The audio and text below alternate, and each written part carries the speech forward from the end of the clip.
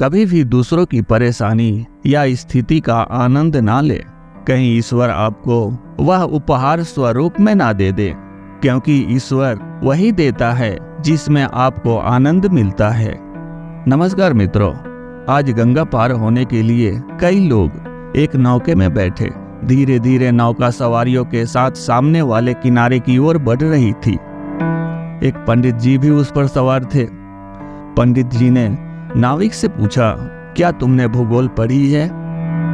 भोला भाला नाविक बोला, भूगोल भूगोल क्या होता है? मुझे कुछ पता नहीं है। पंडित जी ने पंडिताई का प्रदर्शन करते कहा, तुम्हारी पाव भर जिंदगी पानी में गई। फिर पंडित जी ने दूसरा प्रश्न किया, क्या इतिहास जानते हो? महारानी लक्ष्मीबाई कब और कहां हुई तथा उन्होंने कैसे लड़ाई की? नाविक ने अपनी अनभिज्ञता जाहिर की तो पंडित जी ने विजयी मुद्रा में कहा, यह भी नहीं जानते, तुम्हारी तो आधी जिंदगी पानी में गई। फिर विद्या के मद में पंडित जी ने तीसरा प्रश्न पूछा, महाभारत का भीष्म, नाविक संवाद या रामायण का केवट और भगवान श्री राम का संवाद जानते हो? अनपढ़ नाविक क्या कहे? उसने इशारे में ना कहा।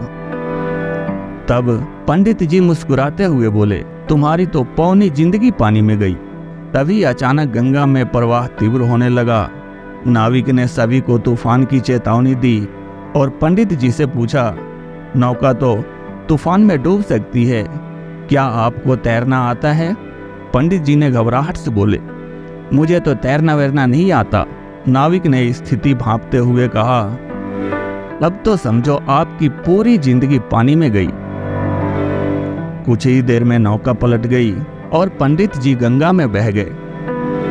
मित्रों, विद्या वाद विवाद के लिए नहीं है और ना ही दूसरों को नीचा दिखाने के लिए है, लेकिन कभी कभी ज्ञान के अभिमान में कुछ लोग इस बात को भूल जाते हैं और दूसरों का अपमान कर बैठते हैं। याद रखिए, शास्त्रों का ज्ञान समस्याओं के समाधान में प्रयोग होना चाहिए, शस्त्र बनाकर हिंसा के लिए नहीं।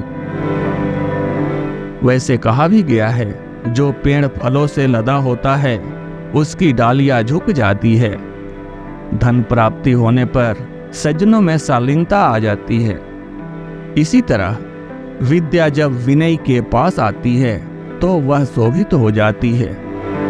इसीलिए संस्कृत में कहा गया है, विद्या विनयन शोभते, अर्थात हमें किसी भी प्रकार का अपने अंदर द्वेष, घमंड ये सब नहीं रखना चाहिए।